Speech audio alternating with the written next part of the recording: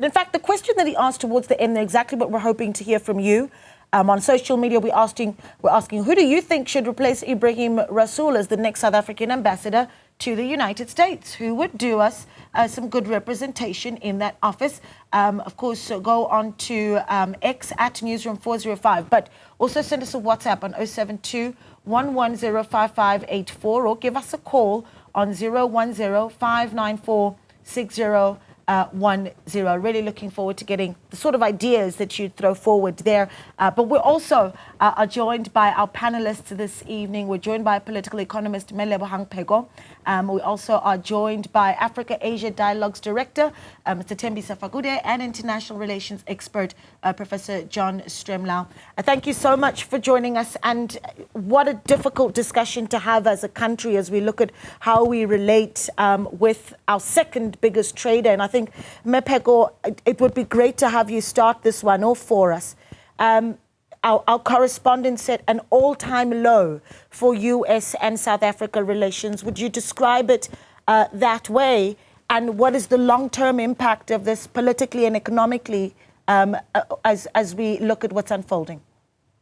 So, I mean, good evening to your viewers and also to the co-panelists. I think the first thing is that this isn't necessarily a new situation. I think Donald Trump has been biting at the chomp a bit since his first term, and these allegations of white genocide and genocide against farmers and so on are not entirely new. But what happened was that he didn't action them to the same extent that he has this time. And I think for whatever reason we've come to his purview, and that's I think due to the coincidence, such as it is, of several former white South Africans who are part of the Trump administration, and including Elon Musk, including a couple of other guys who he co-founded PayPal with as well. And I think that it's also worth noting that even though we're speaking about the relationship that is linked to AGOA, and I think that we've been overly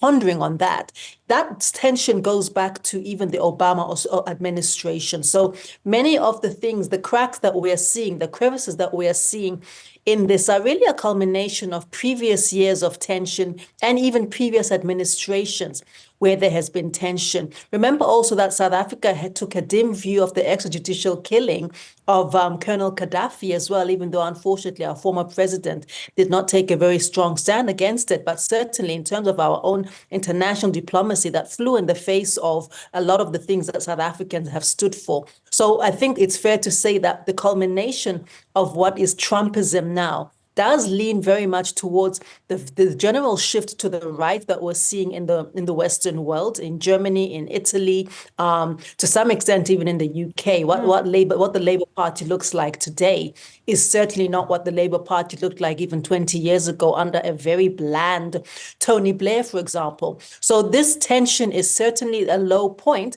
but it is a low point that has been a long time coming, in my view. Sure. And certainly, of course, the aggressions around the huge aggressions of Israel in the Gaza Strip and so forth, and South Africa's strong stand against that. None of these are coincidences. Yeah. Professor Stremlau, I mean, what you make of what we heard there from Mepego, saying that it is an all-time low, but one that has been long time coming. Well, it depends on how long you're talking. The U.S. was allied with apartheid regimes in infinitum, and I got involved in South Africa because someone told me that Jimmy Carter was going to have all sorts of contradictions, promoting human rights and still being allied with South Africa. So I did a commission on U.S., I was with the Rockefeller Foundation then, on U.S.-South African relations. And it was a revelatory for me, and I've never since lost interest in South Africa. It is the adult in the room right now. And Patrick Gaspard, the former ambassador, said, after all, Rubio said worse things about Donald Trump than when he was campaigning than Ebrahim Rasool. Yeah. And I know Rasool.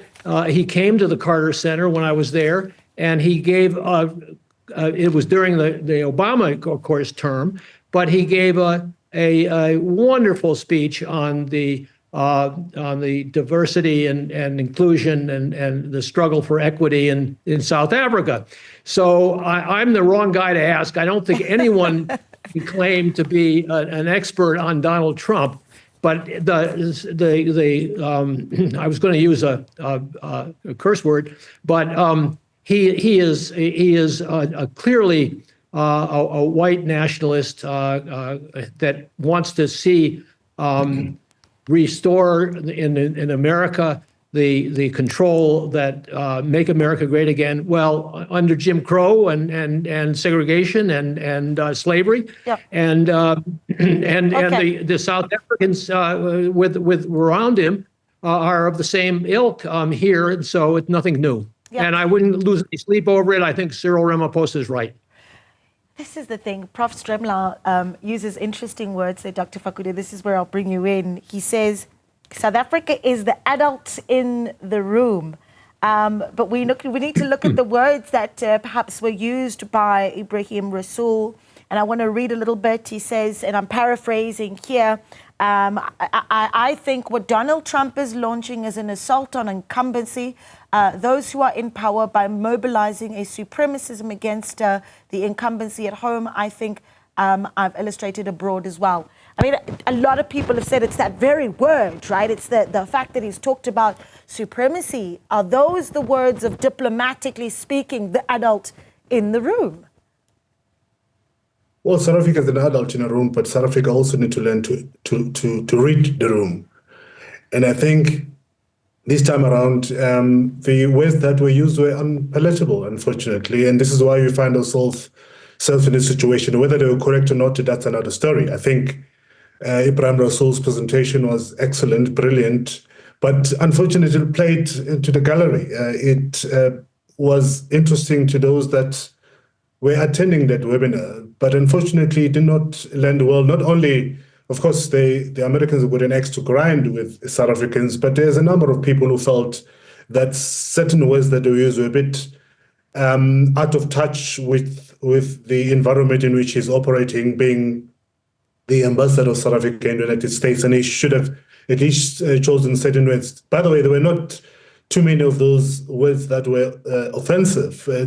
Too few sentences that landed him in the hot water, and unfortunately, we are where we are now, and we have to avoid this kind of trappings. And it was, to me at least, a lesson to whoever's going to take over after Ebrahim Rasool to avoid these trappings that are forever present in the diplomatic sphere. That of course brings us to the next question, Mepego. Who replaces Ebrahim Rasool? So as you start to think about, who would be best placed to be there, what are the characteristics certainly that we need to be looking for? I wouldn't want to venture into the crystal ball of who, per se. I think that's a very politically sensitive and combustible and delicate matter. But I do certainly think that we need to... I think that we need to be in a position where we are represented by a person who has the gravitas and the wisdom, the kind of reach, the kind of political and social reach that is required. Diplomacy is also a lot of schmoozing, the capacity to understand relationships and to be malleable within those relationships, to be agile within those relationships, when to be quite combative and quietly combative, exercise quiet diplomacy. And even though certainly one might argue that, Mr. Rasool's remarks may have been well placed in an academic setting, but perhaps them being transmitted online, and internationally and bearing greater scrutiny, I would actually like to venture that we need somebody of exactly the same ilk, and perhaps we need somebody who is able to, I think there's an interesting tension between President Ramaphosa, who is the king of soft, gentle, we go, and that's what's needed in this moment, actually. But we also do need people on ground, especially in a place of like the U.S., who is able to read those circumstances and to read in a very quiet way, but in a very firm way, South Africa's intentions abroad. And I think that this is the thing that we should understand always about diplomacy, is that in as much as you are in a different country, it is about securing our own interests abroad. This is exactly what the United States does. The United States is US first, America first, and that is no different to any other country, ideally. I think that what sets the US apart is, of course, their stridency and their velocity and their volume, which some of us may find a bit obnoxious and a bit overbearing. But certainly we need to be able to position ourselves similarly. Yeah, very interesting. Well, we're going to take calls. 010594601. Cynthia's calling in from Johannesburg. Cynthia, good evening. Good evening. Thank you so much for calling. What are your thoughts? My choice for the next South African ambassador to the United States would be Tony Leon. Okay. Tell me why. Well, among a whole host of other reasons would be the fact that he served as South Africa's ambassador in the early 1990s, or early on in the new democratic dispensation, as ambassador to Argentina with great distinction, and represented with outstanding diplomatic language and ability our interests in that country. And I believe he's a diplomat of great experience. Okay. All right. Very interesting. Thank you so much for calling in. Cynthia calling in there from Johannesburg. We're going to continue this discussion and take more of your calls as well. Who would be best placed to represent South Africa in the US as ambassador? 010594601. Perhaps as we look at the political spectrum in South Africa, if you will, some ideas might come to you. We're back in a moment.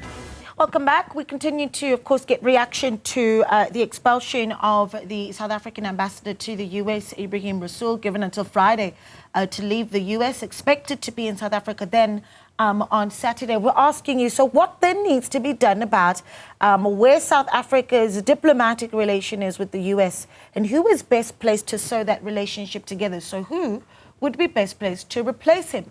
Taking your WhatsApps on 072-110-5584 or give us a call on 010-594-6010. Let's see a few of the WhatsApps that have come in. Hi, I'm Sfiso Mkize from Mpangeni. Hello, Sfiso. Naledi Pando will be a perfect replacement for Rasool. We need to give the US another activist who is not shy to speak her mind and facts. Okay, thanks for that, Sfiso.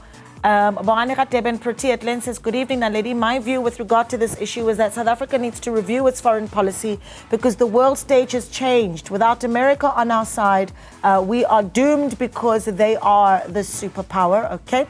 Kanungani Mudau says, hi, Naledi. I think Mr. David Makura would be the relevant politician and has the caliber to represent South Africa prudently in Washington.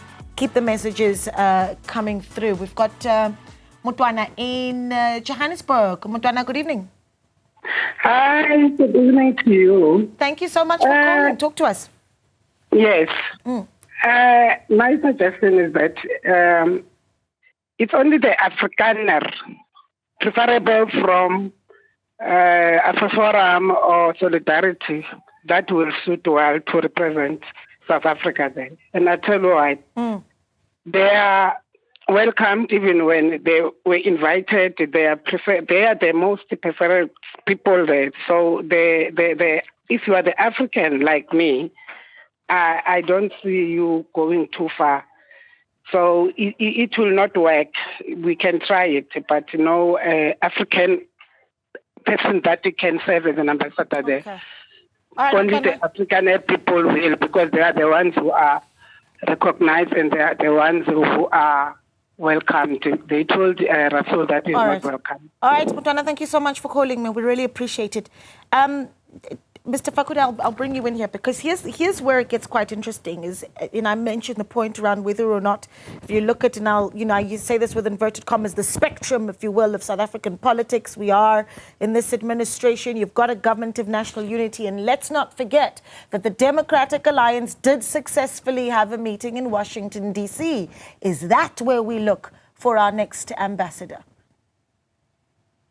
Well, I'm not for recycling of talent. I think we have a lot of capable people in this country. We can talk of the names that have been touted so far. There has been of South African social political sphere. I think we need fresh blood. We've got, as I've said, a lot of good young people who understand global politics and who can be great representative. And I'm going to put my co-panelists here on the spot. People such as Ebrahim Peku could be those people that can represent South Africa instead of us going on looking at Tony Leon and others that have been since touted, including Trevor Manuel. Yes, they've got impressive backgrounds and biographies, but I think it's time for South Africa to look at the younger generation, people that have proved themselves over the years, and they must be given a chance to represent this country. Recycling all talent, I don't think it will work for us. I think we need a renewed views and opinions on how we should take this country forward. And our interactions, by the way, at the level of diplomacy require constant renewal. And at the moment, if you're going to be copying and pasting all talent to repeat certain responsibilities that they've had in the past, I'm not quite sure whether we'll be taking this country forward. Yeah, it's interesting because you talk about new talent and I immediately think about what the president, our very own president, had to say about this. And I'm going to read it up because it might put a little bit of a smile on your face. He says, we're not being blue-ticked, we are engaging.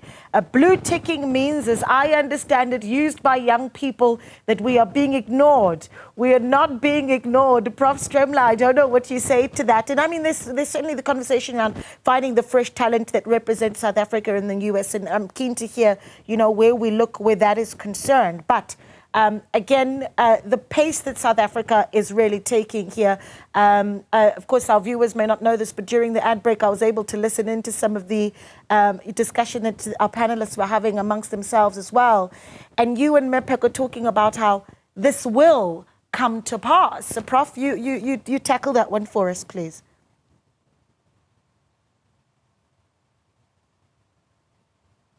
Prof. Stremla looks to be frozen. Okay, Mepeko, perhaps you can help us here. But I think let's talk about how you've talked about how steady and slow wins the race, but the issue is the end is visible to us. And so in the meantime, what does South Africa do?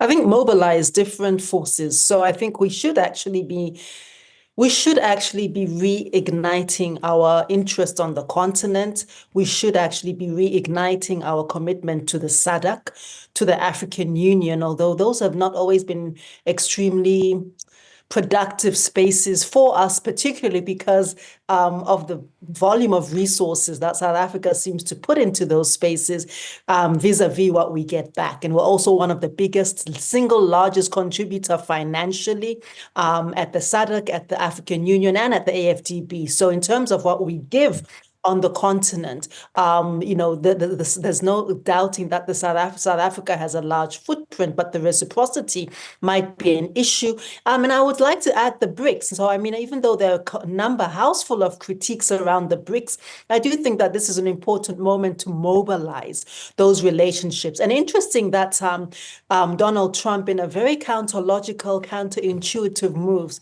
has a very dim view of the BRICS, and yet, of course, his great ally, the great bromance that he's having, one of his two great bromances, the one with North Korea, and then the other, of course, with Russia, with Vladimir Putin, of course, is heading that, and of course, also has added Russia to the list of countries that are persona non grata. So there's a whole bunch of aggression that is taking place here, Ausna lady. And I think that one would have to, contextualize this growing band of enmity that President Trump and his band of merry men is cultivating as something that leads to an inevitable, dislodging of their agenda. And inevitable, the wheels eventually fall off. But as I was saying to Professor Strumler during the break, I think it's going to be an incredibly difficult ride, a very, very difficult ride. So in this time, South Africa has many, many, many important alternative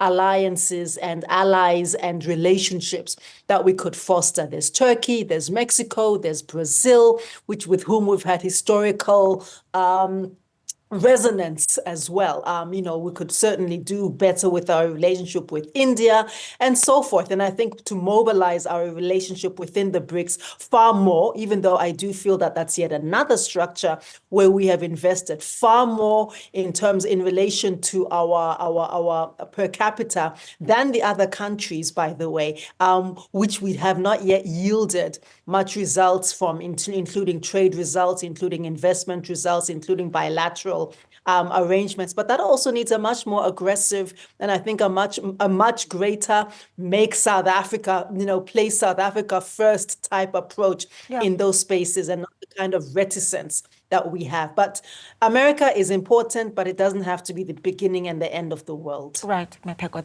right, let's take some calls. Magaveli is in Freiburg. Magaveli, good evening. Good evening, Usna lady. Thank you so much for calling.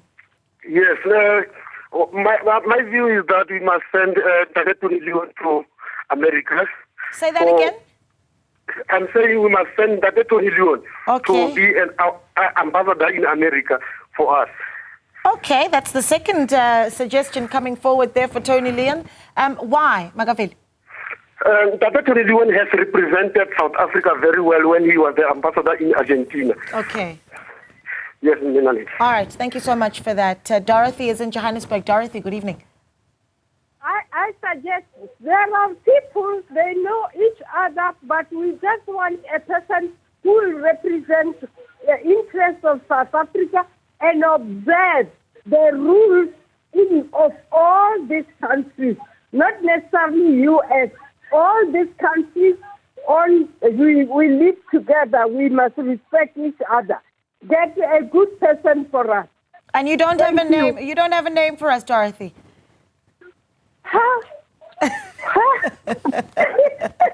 All right. Thank you so much, Dorothy, there in Johannesburg. Look, we're going to move towards wrapping this up, but I think that I just want to quickly, when we come back, wait, let's take a call. So, Teacher is in Bloemfontein. Teacher, good evening.